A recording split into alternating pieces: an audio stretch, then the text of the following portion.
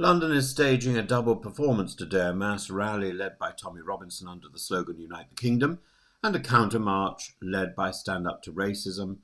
And no doubt there will also be a Palestine Action march somewhere else near Parliament Square.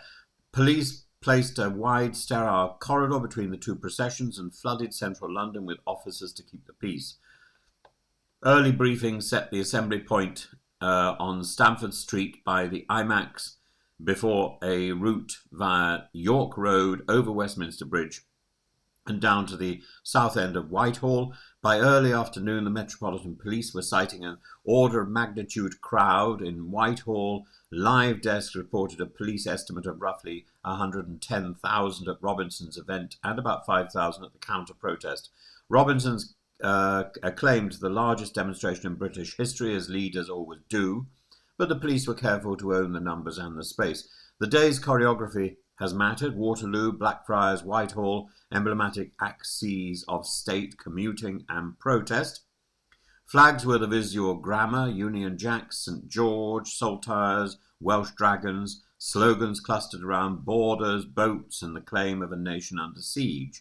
Robinson tethered his stagecraft to the killing of Charlie Kirk, and that shock to bind an online audience to a street movement.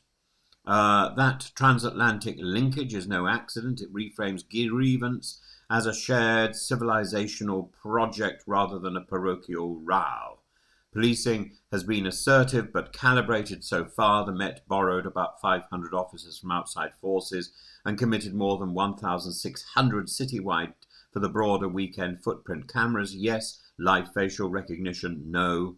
Conditions under public order law set finish times and separated the groups, a classic use of sections 12 and 14 to enable protest while managing risk of disorder and hate crimes. Claire Haynes issued a direct assurance to Muslim Londoners not to alter their plans, a notable signal after past marches where anti-Muslim chanted featured. Who spoke and who showed up also tells a story. The Robinson platform has tried to blend British online right figures with European hard right politicians and American culture war celebrities. Names touted include Steve Bannon and Ant Middleton, with cameo roles for Katie Hopkins and Lawrence Fox. Some billed guests were uncertain. This fluidity is the new norm. Booking is half signal, half spectacle, but the intention is clear. A coalition that stretches from football firms to Christian non-nationalists to the algorithmic right. The counter-protest beginning at Russell Square and heading for the north end of Whitehall framed itself as a women-led stand against racism. Its placards rebuked the moral theatre of the main march and warned against conceding its language. MPs Diane Abbott and Zara Sultana took roles on that platform, and the tactic here is proximity with principles. Stay within earshot, avoid direct confrontation, and contest the story of the day. Now, interpretation. First, the scale. If the police estimate holds, this is a serious logistical achievement for Robinson and his network. Large numbers do not automatically convert into institutions or votes, but they do convert into permission, money, and momentum, and the audience is not only on the streets. Robinson's live stream figures are part of the reach. The click is a crowd. The crowd is then fed back into the click. The loop is the real machine. Second, the message. Unite the Kingdom is not simply a unionist slogan. It is a bid to launder hard-edged positions on migration and Islam through patriotic surfaces, flags, war memorial, Westminster backdrops. The invocation of Charlie Kirk adds martyrdom and grievance. The apparel and the merchandise and revenue. This is a movement building as retail with politics downstream of brand. Third, the state. The Met's choices were textbook: visible numbers, clear conditions, and careful messaging around equal treatment. The refusal to deploy live facial recognition after recent use at other large events is significant. It lowers the temperature and reduces one line of legal challenge while still leveraging static CCTV.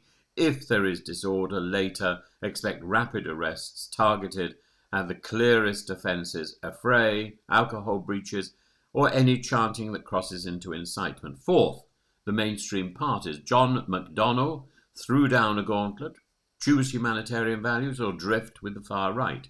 That is street rhetoric with a parliamentary edge. Labour's leadership faces a classic dilemma: condemn loudly and risk amplifying, or underreact and look evasive. The wider context is a bruising week for the government and a party mood that is fractious.